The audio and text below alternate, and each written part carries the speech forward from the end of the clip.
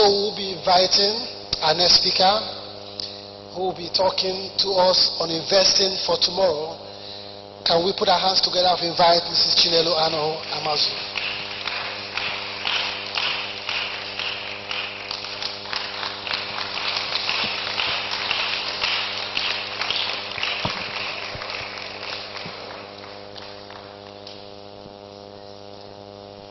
Good morning, everyone. And I'm quite honored to be here today to talk and interact with all of you. Because looking around this packed room, downstairs, upstairs, the only thing I feel is hope. And it's hope for the future. I thank Segun Adeni, who asked me to be here today. And in arriving here, I see my Uncle Eva, that's what I call him, and his beautiful wife. And I just realized that there will be no formality to this event. It's a family event, and I will share with all of you honestly. I'd like to talk a little bit about PENCOM, because I realize that a lot of people in this room still don't understand what PENCOM is. And those who do, who have heard of it, just talk of trillions. And then the other side of it, pension matters, is also associated with unfulfilled hopes. When the idea of setting up pension commission came about, it was as a result of liabilities. This is debt owed to pensioners. All of you here would have heard of people dying on the queue, having pensions not being paid. So the federal government decided to set up a system where the pension payments are contributory. And what it means is that you pay a little bit towards your future. You save. And then the government, your employer, the private sector, even yourself, put some more money into that retirement savings account so that you have a huge nest of money for when you are no longer able to work. And knowing us, all of us, even the things that are good for us, we don't do it just because it's difficult to do. That's why it was made mandatory by law. So you have now a situation where you can open your own retirement savings account, put money away in your future, for your future. It is managed by private sector, the pension fund administrators, that's the PFAs, and then the money is held by the pension fund custodians, the PFCs, and all of us are looked after and monitored by the National Pension Commission, PENCOM. That is, in a nutshell, the matrix. Some of you in this room would say, that doesn't affect me. I'm too young. I'm not working. I'm not employed. But that's why I'm here today. You're not too young to think about your future.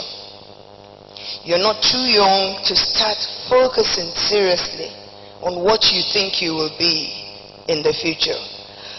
When I returned from studies to Nigeria, my first job was with the Bureau of Public Enterprises.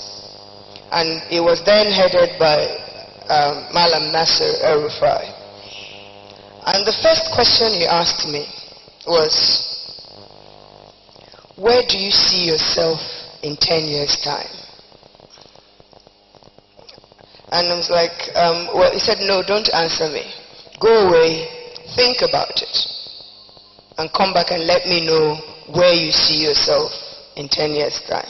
So I went away, thought about it, and came up with a whole list of what I expected to be doing, expected to be in 10 years' time.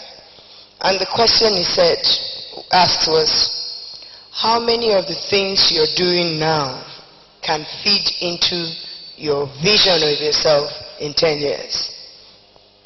And by so doing, if you work that way, think out your future that way, you are forced to make sure that your actions today count for your actions tomorrow. So, while I'm here to talk to you about Pencom, investing for the future, when you talk about investments, and especially those who have a blank sheet, like most of you in this room, there are virtually little or no mistakes yet. You haven't done anything that will dog you the path of your life. And even if you have things that you ought not to have done, you have your whole lifetime ahead of you to change the narrative. The question is, what are you investing in? What is your future? What do you want it to be? And part of what I need for all of us to think about is to step away from the norm. Step away from paths that others have followed. Sit back and think how you can blaze new trails. I'll take Pencom for an example. It was my work in BPE that led us to Pencom. Every enterprise we were selling as a privatization company had a huge pension liability. And people did not want to have anything to do with those companies. We decided it was time to stop the liability from at least growing while we figured out how to deal with the already accrued debts. When we came up with the proposal of a contributory pension scheme, 90% of the people we took this proposal to said it couldn't work. Nigeria was not ready, people don't save, government will not be disciplined. In fact, the private sector said, leave us alone, we're doing our own thing, we don't need. And it won't work. But all it took was the 5% who believed to convince the 5% who were doubtful, and that 10% pushed the remaining 90%.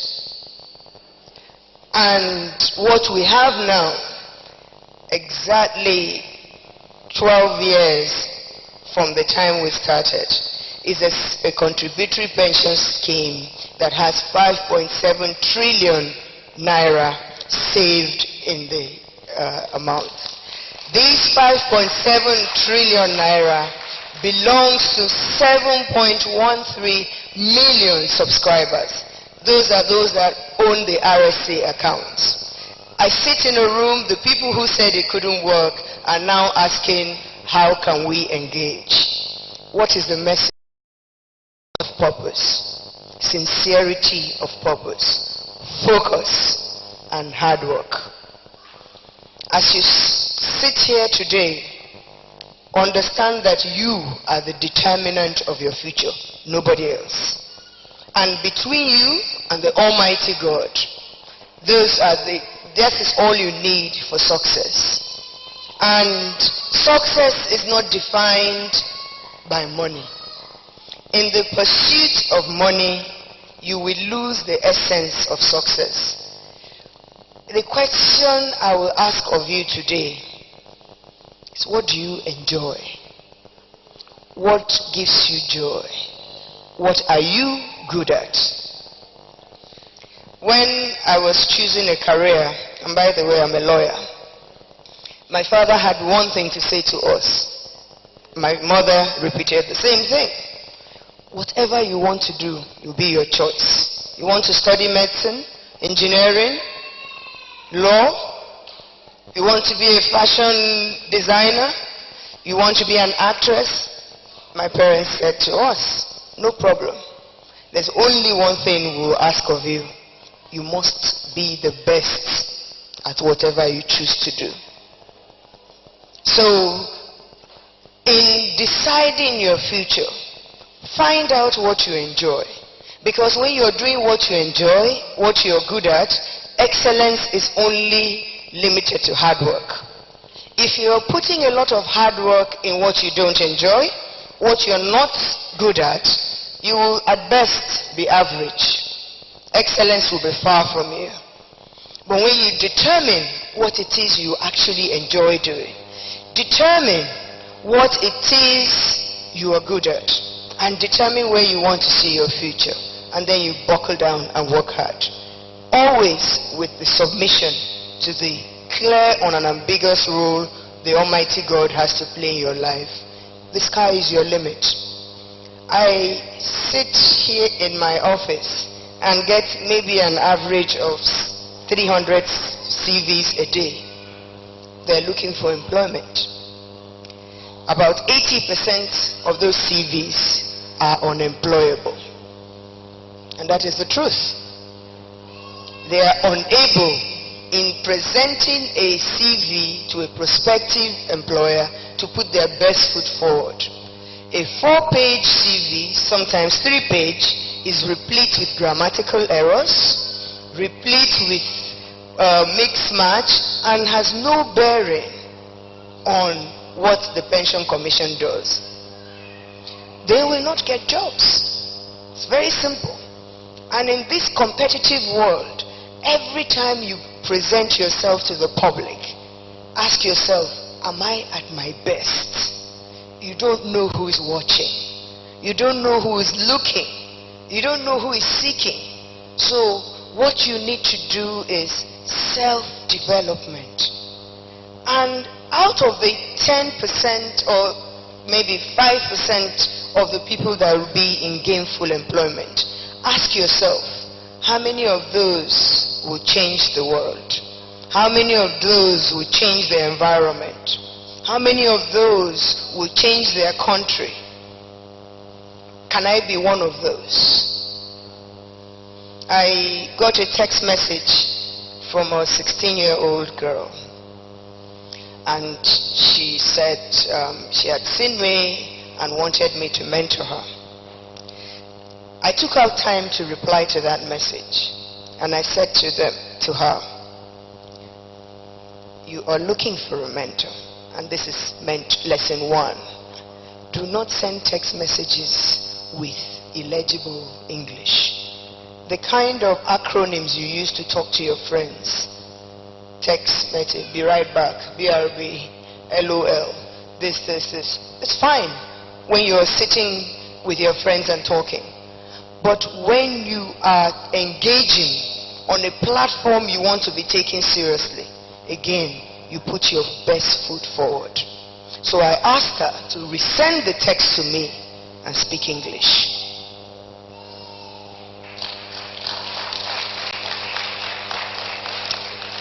And she did. And then we started from there. We still text once in a while, but what we're doing is making sure that whatever it is you're blessed with, it doesn't matter what it is, that you burnish it, you scrub it, clean it, wash it, shine, polish, so that it becomes the best that they can be. We're living in an economy today that isn't as easy as it ought to be. Dr. Sarah mentioned the fall in the price of a singular product we had before relied on. Are we going to remain like this? That's your job. The people in this room today, it's in your hands to determine where Nigeria goes, because you are the future. There's so much to do. When you step away from expecting your parents to give you, expecting your uncles and aunties, expecting your principals, your VCs, your employers, my boss said, my boss didn't say, and think about, how can I help? What can I do? And that is when you unleash the God-given attributes within. The mind as we know it today is a machine. It obeys instructions. So you say it is a hopeless situation, it goes to bed. It's a hopeless situation, nothing to be done. If you say to your mind, I do not like this situation, I've got to change it, then it wakes up. And then the possibilities start to come out, the things you can do. I want all of us now to You're not too young to start saving. Some of you are not earning. Some of you are still in school. Some already doing things behind. My son, as I was coming out today, he said, this is Saturday, Mommy, I had something to sell to you. And I said, he's 11. And I said, you're selling things? He said, yes. I made a lumber ball, I can't remember what he called it. And out of rubber bands, and you can actually put it on your wrist and wear it or hang it on your neck. But you're going to have to pay me 500 naira for it. Because I spent the whole morning doing it and all of last night. And I said, well, if you do 2 more, maybe I'll pay 300 and buy 2 more. But he's 11. He says, well, my classmate does the hoops.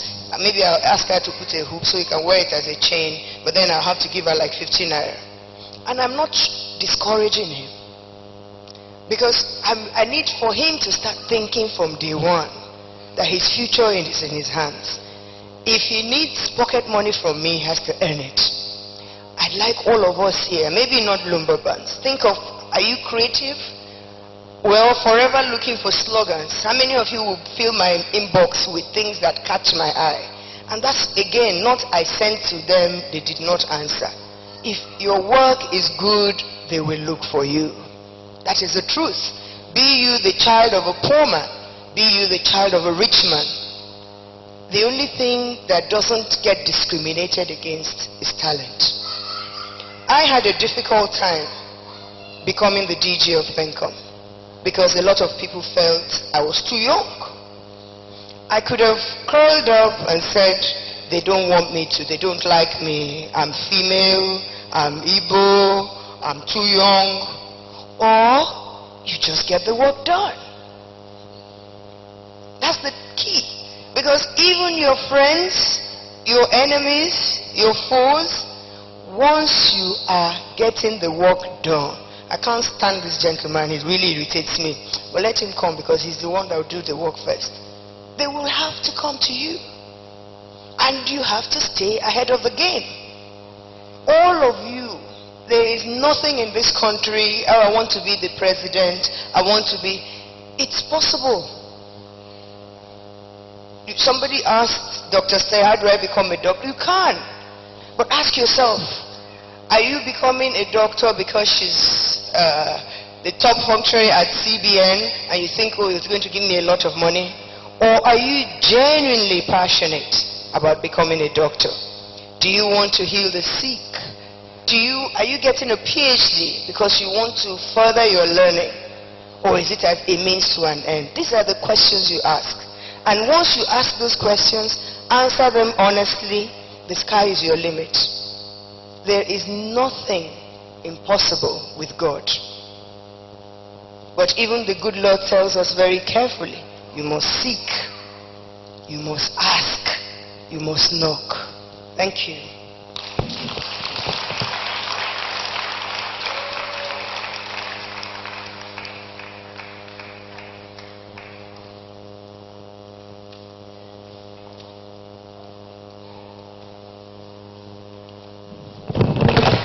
Thank you, ma'am.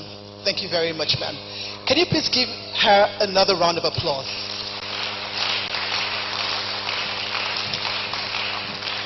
Before we take questions, will you allow me just run through a few of the key points I noted from her presentation? Excellence needs a lot of hard work. Determine what it is you are good at. Then settle down and pursue after it. In the search for money, you could lose the essence of success. Success, what you desire, it will give you joy. Dress the way you want to be addressed. When you go out, put your better foot forward. Step away from the norm, from the paths that others have followed. Create a niche for yourself. On this note, do we have questions for Chinelo? Thank you. The first question, ma'am. Can Pencom be an insurance company? If yes, how does it work? If no, what is the vision of PENCOM?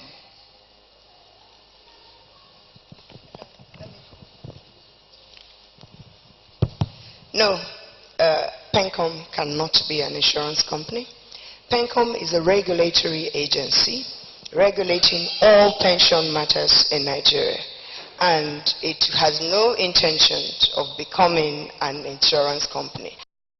Part of what we regulate as PENCOM is also the payment of retirement benefits, and the law governing PENCOM, and indeed the pension matters in Nigeria, allow you to have at your retirement either a programmed withdrawal or an annuity offered by an insurance company. And this is the relationship between PENCOM, PFAs, PFCs, and insurance. Thank you, ma'am. This one says, "Good morning, madam. Please, I really want to live my dream as an architect, but the way it is now, I cannot, because of the admission policies in Nigeria. I took JAMB and had a score of 210, which was what the initial cut-off mark was, but it was changed to 220. I have not been offered admission. What do I do now to achieve my dream? Please, ma, I need your advice." You have to take JAMB again. And you have to read hard, because you can pass. If you fell short below the admission letter, the admission cutoff, you are not offered admission, and you had 10 marks below the cutoff, take JAMB again. And take JAMB again and aim to not have anything less than 250. And guess what? You will pass. Anybody who could have made 210 could easily have made 220, could easily have made 250. If you had said to me that you made a 101 in the exam, then maybe my advice would have been different. Perhaps literal architecture may not be for you. But at 210, it shows that you could, just didn't work hard enough. And this is where I'm coming from. The shift to the admission policies, passing the buck. It's not the admission policies, because some people had that. They determined cutoff with a lot of matrices involved. Take responsibility. I did not work as hard as I can. Watch me next time. Thank you, ma'am. This one says, what do you do when you're underestimated by people? You clap and be very happy, because they won't see you coming. A lot of things that people look at and say, no, she won't be able to do it, maybe she can't. If they felt you could, maybe they'll set up more barriers. So in the underestimation by people, the question you need to ask yourself is, are they correct or wrong? If you think they're correct, you better go back and lift yourself up. But in the event that they are not, you must revel in showing them up differently. Let me read this, ma'am. It says, "Ma, you said we can invest for our future even in our young age. I need to know, do we have access to the fund investors that we have with the pension scheme we operate here in Nigeria? If need be, that we want to, like what I have heard outside Nigeria, I mean developed countries, some if you can use your pension savings as collateral to borrow money. Please, Mayor, can you shed more light on this?" You see, the pension scheme as we know it allows you to open an RSA account where both your employer and yourself contribute to that pension account, and you utilize this when you're old and no longer able to work. However, in part of the reforms we undertook in 2014 was to allow those who do not have employers, but they are earning anyway, to be able to contribute into their accounts. And we also made a provision for voluntary RSA accounts, because some of people want to contribute, They have a lot of money they like to set aside, and we've made possibilities for that. Now, borrowing towards your account, the only change we have done to that is perhaps for the acquisition of your primary home. That is for mortgage purposes. The pension fund is not for use in setting up a business. It's not for use in pursuing a venture. That's where the laudable activities of the central banks for small, medium enterprises and the Bank of Industry appear. The pension funds are for your old age when you're no longer able to work. Okay, I would like to ask this one. It's similar. It says, apart from PENCOM, are there other means to encourage us teenagers to begin investing a little money we have from now? Yes, you could do your RSA. I'll advocate RSAs because it's strictly regulated, and that way it is invested for your future and it's saved. But there are other schemes that you could do, and you can even have a savings account in the bank. You could partner with the MSCs, but you also need to decide. The key message the Pension Commission is sending to you today is saving for your old age. Not saving towards an objective, not saving towards a business, but saving for a time when you will not be as young as this, when you will not earn money the way you are, you're too old to work, so that you will have a nest egg that gives you money every month so as to maintain your dignity in your old age. There are a number of things that are not related to PENCOM. This one says, Ma, kindly advise me. What do I need to do? I want to become an engineer. Please advise me. What do I do to get to my future? If you want to become an engineer, you will, first of all, go to school. Study to become an engineer. I know a lot of people, and this is personal, a lot of people seem to think you can make a lot of money without necessarily going to school. It's possible. You can succeed and be famous and everybody knows your name without going to school. Possible too. But is that the best path? My biggest advice here today is, it doesn't matter what you're pursuing, go to school. Get a degree. The discipline that going through school gives to you is unparalleled. You can do anything else after then, but go to school. So if you want to become an engineer, sit down. Take the exams. Take JAM. Do your SSC, all of that. Get into a school. Qualify. Hold a certificate as an engineer. And then, if you then want to do a bit extra, that's when you deviate. Application of what you really want to be. Because engineering takes many forms. You want to be an electronic engineer, you want to be a civil engineer, a mechanical engineer, and at each point, study what has been done so that you understand how to do what is yet to be done. Thank you. Now, a final question for Madam. What is the best means of investment for a teenager? Save. Have a savings account.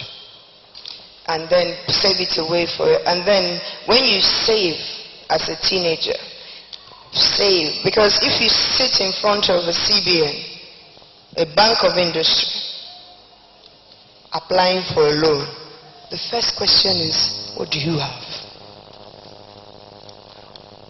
Your applications, your desire for assistance is nearly always predicated on what you have done for yourself. So the best investment as a teenager is save a little bit of what you want, for money for whatever you want to do. But above all of that is the investment you do in yourself as a person. Read. Read widely. Work hard and be honest. You see, what we fail to realize is that no matter how quickly sharp practices get you somewhere, it will not keep you there. Do you tell lies? Can somebody look for you in an event like this and say, I don't know what happened, let's find him. He will tell us exactly what happened. That is the investment as a teenager you'll be doing now. Shaping your character, building yourself, reading widely. Thank you.